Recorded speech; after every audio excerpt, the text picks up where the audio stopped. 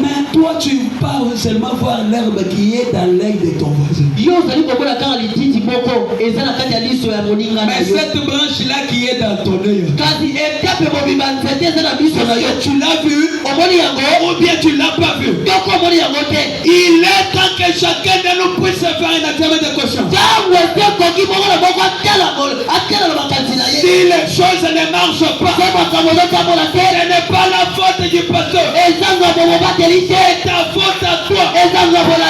Écoutez, pour les officiels de cette église, que tu sois tiens, que tu sois huissier, que tu sois pasteur, que tu sois prédicateur, que tu sois vache, que tu sois concierge, même si tu es croyant simple, Dieu t'a donné un travail à faire.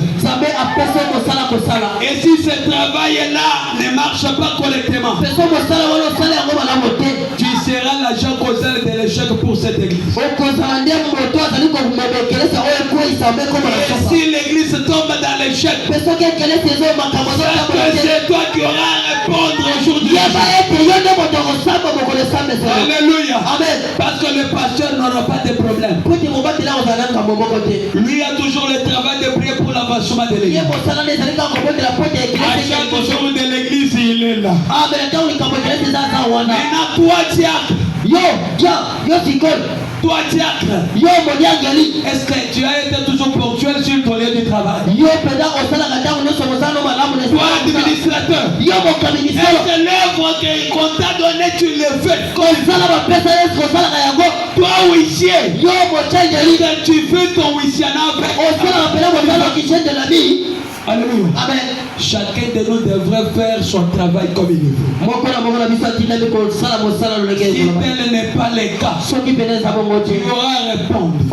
Le prophète dit, c'est vous le coupable.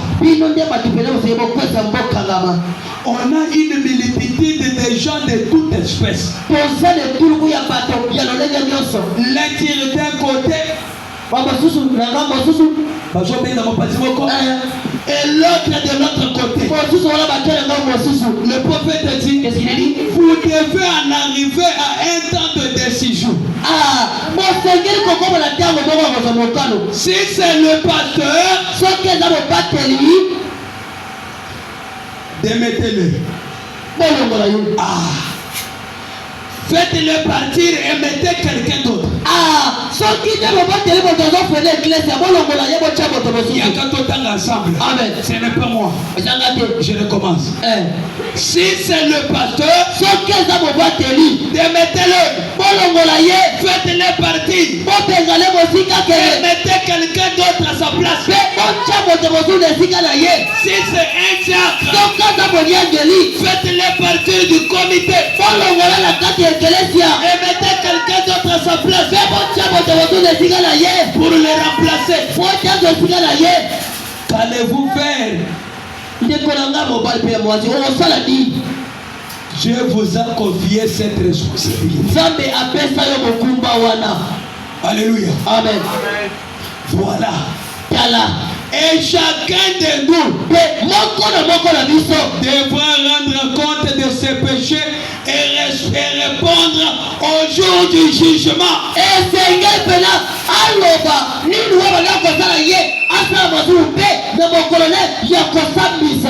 Le prophète dit, qu'est-ce qu'il dit? Il y a un ange que Dieu a placé dans cette église. Cet ange-là, c'est le pasteur. Et il dit, le pasteur, c'est l'homme le plus spirituel de tout le monde. Si tu ne connaissais pas ça, je te le rassure. Et si tu arrives au niveau de connaître de plus que ton pasteur, le prophète dit, les prédicateurs sont là, si je vous m'écoutez déjà. Et si vous voyez que ça ne marche pas, sors, va chercher une autre église. Pour commencer ton œuvre. Pour commencer ton œuvre. C'est la vérité. La vérité. C'est la parole de Dieu. On ne doit pas faire les aventures. Écoutez, moi je n'aurai pas le temps de répondre pour mes péchés et de répondre pour votre responsabilité. Voilà pourquoi quand Dieu me souffle quelque chose à propos de vous, même si c'est toi qui me payes à manger, même si c'est toi qui me payes les vêtements, même si c'est toi qui me payes les loyers, je vais te doiter en face pour te dire la vérité. Même si tu prends la décision pour me dire je ne veux plus payer pour toi la garantie, je vais te dire je m'en fous. Le bureau est là. Est capable de payer pour moi le loyer. Même Dieu qui m'a appelé à son service est capable de me vêtir. Toi tu ne veux pas que je te montre tes erreurs. Je m'en fous. Reste avec ton argent et sache que cet argent là c'est Dieu qui te l'avait donné. Si tu ne le gères pas comme il faut, tu dois répondre pour cela. Et sache que si tu ne veux pas le mettre au service de Dieu, cela va t'envoyer à l'enfer.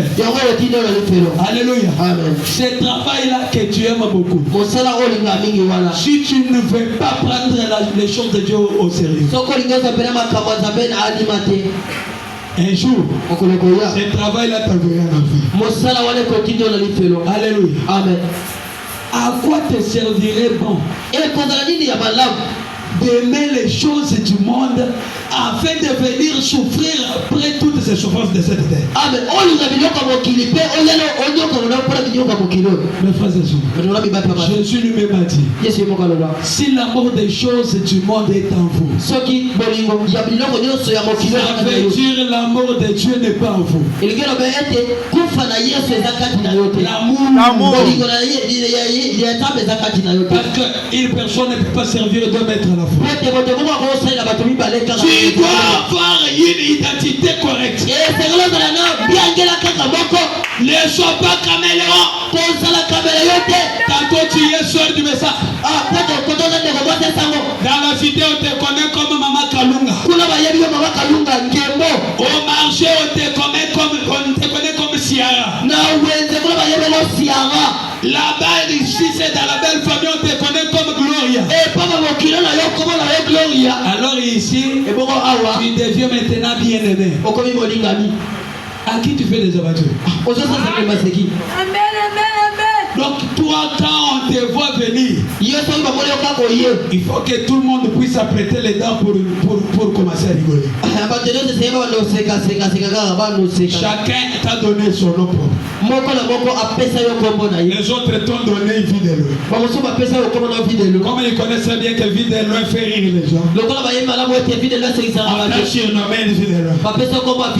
L'autre a dit non, vie de loin ce n'est pas bon. Papa Sam. Donner le nom de Jérémie. Et quand tu viens là, quelle nature que tu as? Est-ce que tu peux te représenter Jésus sur la terre? Afin de vivre de la manière que tu vis. Alors, prends la décision. Prends la décision. Dans cette église, il y a quelque chose que tu as placé sur chacun de nous. Si toutes les responsabilités étaient placées sur une seule personne, c'est-à-dire l'église devrait être pour une seule personne. Mais tu as appelé toutes les tendances pour que chacun de nous puisse mettre le don que Dieu lui a donné à son service. Ici il y a des gens qui ont le don de chanter. Pour que tu chantes, il faut qu'on te supplie, viens un peu entonner les cantiques.